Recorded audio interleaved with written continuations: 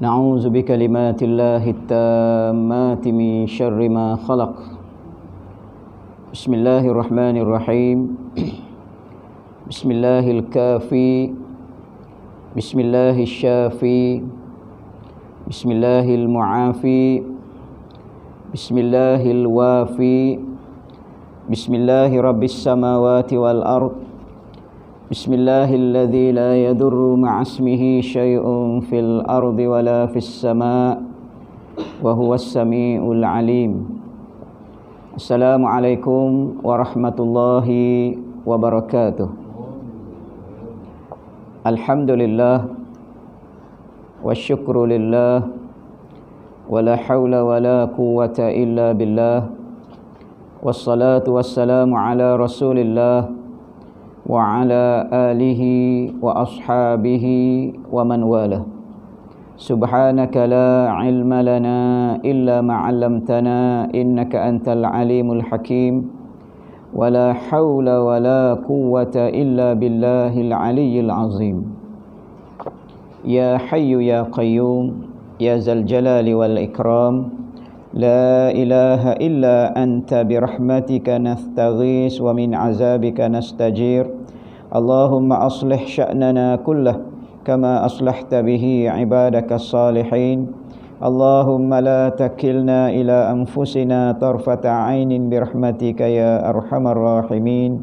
Ya Allah, Tuhan yang maha hidup lagi maha berdiri sendiri, yang memiliki kemuliaan dan kemegahan, yang tidak ada Tuhan yang layak, patut dan wajib disembah melainkan Engkau ya Allah. Dengan rahmat-Mu kami memohon bantuan daripada azab seksa-Mu ya Allah. Kami minta agar dijauhkan. Ya Allah, perelokkanlah urusan kami keseluruhannya sebagaimana Engkau memperelokkan urusan hamba-hamba-Mu yang saleh keseluruhannya. Ya Allah, jangan Engkau serahkan urusan kami kepada kami tanpa bimbingan-Mu walaupun sekelip mata. Dengan kemurahan rahmat-Mu ya Allah, Tuhan yang maha pengasih lagi maha penyayang. Allahumma dzakirna minhuma nusina wa 'allimna minhuma jahilna. Ya Allah, ingatkanlah kami apa yang kami lupa, ajarkanlah kami apa yang kami tidak tahu. Amin amin amin ya rabbal alamin. Mukminin mukminat, muslimin muslimat, hadirin hadirat, tuan pengerusi, tuan imam, tuan Bilal, tuan-tuan, puan-puan, bakal penghuni syurga Allah Subhanahu wa taala. Pertama-tamanya alhamdulillah, syukur kehadrat Allah Subhanahu wa taala yang masih memberikan ruang dan peluang, masih memberikan kita kesempatan untuk hidup di muka bumi Allah Subhanahu wa taala ini. Gunakanlah kesempatan hidup ini untuk kita memperbanyakkan koleksi amalan ibadah kita, untuk kita guna pakai apabila kita dah beralih ke alam-alam yang seterusnya nanti. Pada suatu hari ada seorang raja yang sangat berkuasa didatangi seorang tetamu yang tidak diundang. Lalu raja ni bertanya, "Kamu ni siapa?" Lalu dia jawab, "Akulah malaikat Israel. Nama manjanya Malikul Maut." Jadi sebelum malaikat maut ini nak kata apa-apa, raja ni dulu tanya, "Wahai malaikat maut, kalau betul lah engkau ini tidak pernah menunda walaupun sesaat, tidak pernah menangguhkan walaupun sesaat, dan tidak pernah mempercepatkan walaupun sesaat matinya, ajalnya seseorang manusia, cuba engkau ambil nyawaku dalam keadaan aku ini matinya bukan di bumi, bukan di langit, bukan di dalam istana ini, dan juga bukan di luarnya." Dia minta supaya matinya bukan di langit, bukan di bumi, bukan dalam istana, bukan juga di luar, dan jangan matikan aku pada waktu siang ataupun waktu malam. Bijak juga dia ni. Malaikat maut pun pening juga. Jadi ini kisah. Bila sebut kisah ini mungkin betul, mungkin salah, tetapi yang kita nak ambil pengajaran daripadanya. Jadi malaikat ini balik rujuk kepada Allah Subhanahu wa taala. Ya Allah, ini tuanku kita ini, raja kita ini minta benda yang pelik. Dia kata dia nak mati bukan di waktu siang, bukan waktu malam, bukan di bumi, bukan di langit, bukan dalam istana, bukan juga di luar istana.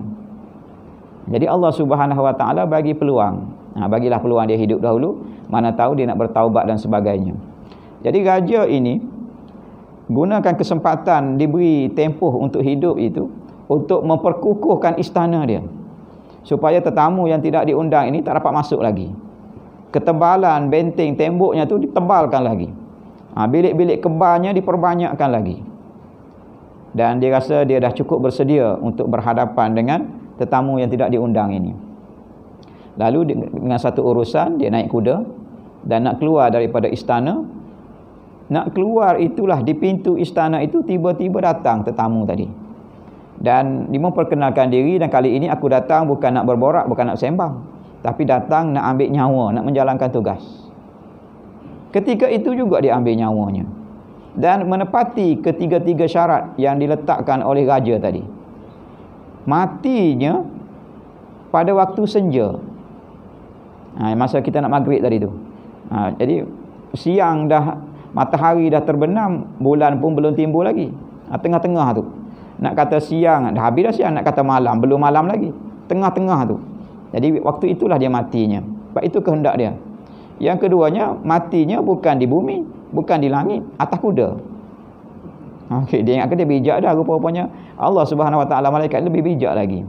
Dan yang ketiganya, dia mati tak bukan dalam istana, bukan di luar istana, betul-betul di tengah-tengah pintu pagar istana itu. Jadi nak ceritanya, mati ini bila dia datang, tak lewat sesaat dan tidak cepat sesaat.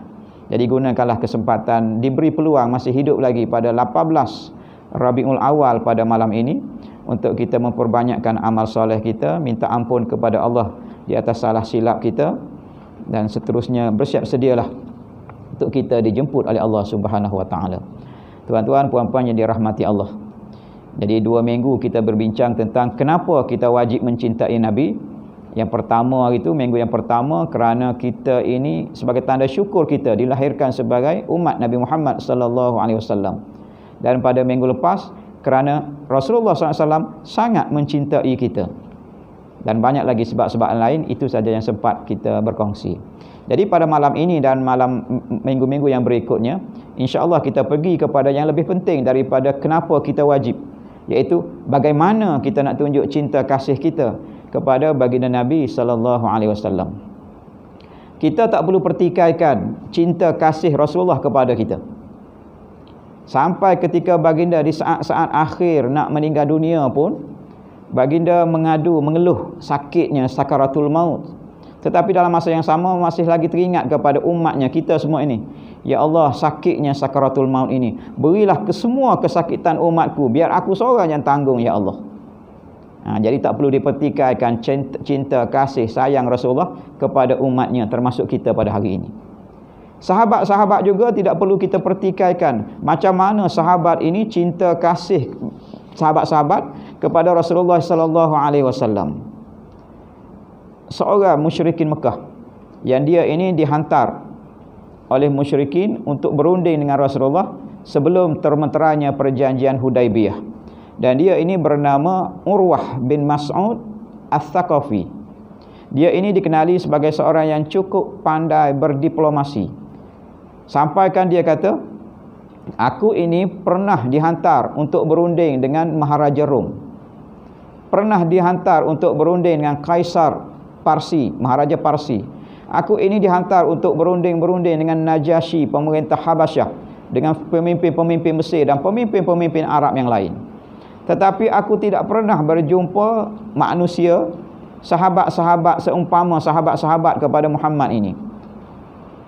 Dia tengok, dia pergi berunding itu, samping berunding dia nak tengok macam mana perangai sahabat, macam mana cinta kasihnya sahabat-sahabat ini kepada Nabi mereka Muhammad sallallahu alaihi wasallam. Urwah kata, tak mungkin kita akan berjaya melawan Muhammad dan kawan-kawan dia, sebab tak pernah aku jumpa manusia apabila Muhammad ini, dia ni musyrikin, apabila Muhammad ni sallallahu alaihi wasallam ini, apabila dia meludah, ludah dia tak sempat jatuh ke tanah. Ada orang pergi ambil. Bukan saja pergi ambil, Kemudian diusap-usapkan, disapu ke seluruh badannya. Tak jumpa lagi aku jumpa mana-mana maharaja, bila raja itu ludah, rakyat dia pergi ambil. Sayang kasih macam mana sekalipun, meludah kita pun lari. Raja berkentut, kita pun lari. Tetapi sahabat-sahabat Rasulullah ini, sahabat Rasulullah meludah, ludah dia tu tak sampai ke tanah. Ada orang pergi ambil. Dan dia kata bila Muhammad mengambil air sembahyang, mengambil wuduk, air wuduknya tu, setiap titisan air tu sahabat berebut nak pergi ambil. Bahkan dia ambil air wuduk itu, disapu-sapu pada badan, nak ambil berkatnya. Bila Muhammad bercakap, semua tunduk, diam. Tunduk kerana hormat, tunduk kerana malu. Malu nak pandang Rasulullah. Dan apabila Rasulullah Muhammad keluarkan arahan, tak sempat habis lagi arahan tu, sahabat dah bangun nak melaksanakan arahan itu. Dia kata, aku dah pergi ke rata-rata dah tempat ni, penjuru dunia ini. Tak pernah lagi orang cinta kepada pemimpin dia lebih daripada sahabat-sahabat Muhammad cinta kepada Muhammad ini. Wahai orang musyrikin Mekah, Muhammad bawa satu yang baik, fikir-fikirkanlah. Dia tak berani juga sebab dia pun musyrikin juga. Cuma dia kata fikir-fikirkanlah. Muhammad bawa sesuatu yang baik, fikir-fikirkanlah. Jadi tidak perlu dipertikaikan macam mana kasihnya sahabat kepada Rasulullah. Itu mengikut pandangan seorang musyrikin. Dan saya ambil satu contoh, satu lagi kisah. Ini kisah yang berlaku kepada Abdullah bin Az-Zubair. Dan kisah yang sama berlaku juga kepada beberapa orang sahabat yang lain. Pada suatu hari, Rasulullah SAW berbekam. Rasulullah ini antara sunnah Rasulullah ialah berbekam. Kita pun berbekam lah. Sekurang-kurangnya dalam setahun tu pergilah bekam. Nak ambil sunnah Rasulullah. Jadi apabila Rasulullah dah berbekam, Rasulullah bagi darah kotor bekam itu kepada seorang sahabat yang bernama Abdullah bin Az-Zubair bin Al-Awam. Wahai Abdullah, kamu ambil darah ini, kamu pergilah simpan, kamu pergilah tuang, kamu pergilah buang ke nak kampus ke, pulang pada kamulah, supaya jangan orang lain ambil, takut-takut dia minumnya pula. Ludah lagi orang pergi sambut darah Rasulullah ni, takut-takut tengok-tengok pergi minum semua sekali. Abdullah bin Az-Zubair kata, jangan risau ya Rasulullah, aku akan simpan dia baik-baik. Kemudian selepas berlalu, kemudian datang lagi Abdullah. Kemudian Rasulullah tengok Abdullah ni lain macam sikit. Wahai Abdullah, kamu dah buat kerja kamu? Ya, saya dah simpan darah Rasulullah tadi di tempat yang paling selamat, tak ada siapa pun yang boleh ambil. Lalu Rasulullah teka, kamu dah minum ke darah tadi wahai Abdullah? Abdullah kata, ya na'am, aku dah minum. Itulah tempat yang paling selamat dalam perut aku sekarang ini. Dan Rasulullah kata, sesiapa yang ada darahnya dalam badannya, orang ini tidak akan disambar oleh api neraka Allah Subhanahu wa ta'ala. Ini bukan hanya berlaku kepada Abdullah bin Az-Zubair, ramai lagi di kalangan sahabat. Ketika Rasulullah cedera di dalam peperangan Uhud, sahabat ada yang pergi gigit tali topi besi Rasulullah yang melekat pada pipi ni. Ada sahabat yang pergi tarik dengan tangan, takut Rasulullah sakit, dia gigit dengan gigi, kemudian dicabut, gigi dia pun patah. Dan darah yang meleleh tu, ada orang yang pergi sapu dan dia minum darah tadi. Jadi nak ceritanya sahabat Rasulullah ini, segala-galanya yang ada pada Rasulullah itu semua mereka nak, semua mereka sayang, nak ambil berkatnya. Satu ketika Rasulullah tidur. Dan bila tidur ini, ada juga orang pergi ambil peluh Rasulullah. Sebab peluh Rasulullah ni baunya wangi macam kasturi.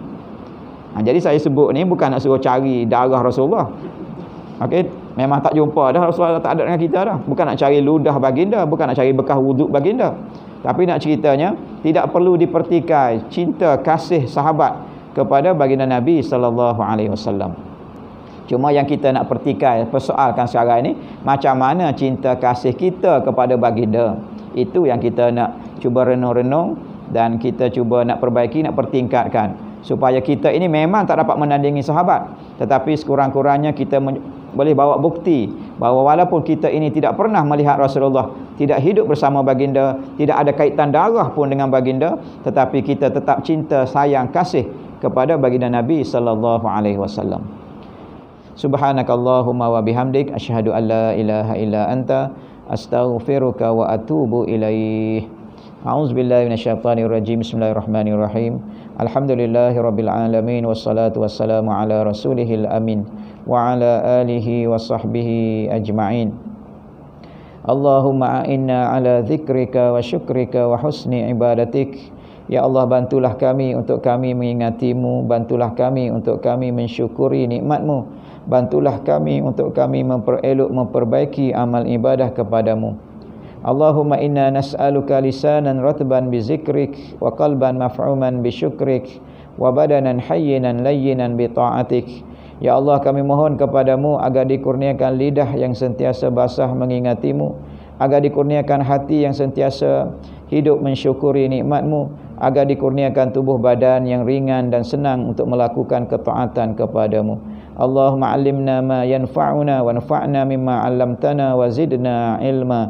Ya Allah, ajarkanlah kepada kami apa yang memberi manfaat kepada kami, dan berilah manfaat kepada kami hasil daripada ilmu-ilmu yang Kau ajarkan kepada kami, dan tambahkanlah ilmu-ilmu yang bermanfaat untuk kami. Rabbana atina fid dunya hasanah wa fil akhirati hasanah wa qina adzabannar. Walhamdulillahi rabbil alamin. Taqabbalallahu minkum.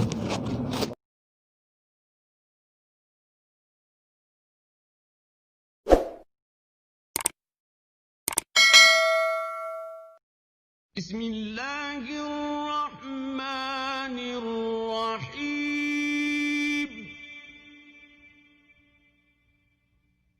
Wal 'asr innal insana lafi khusr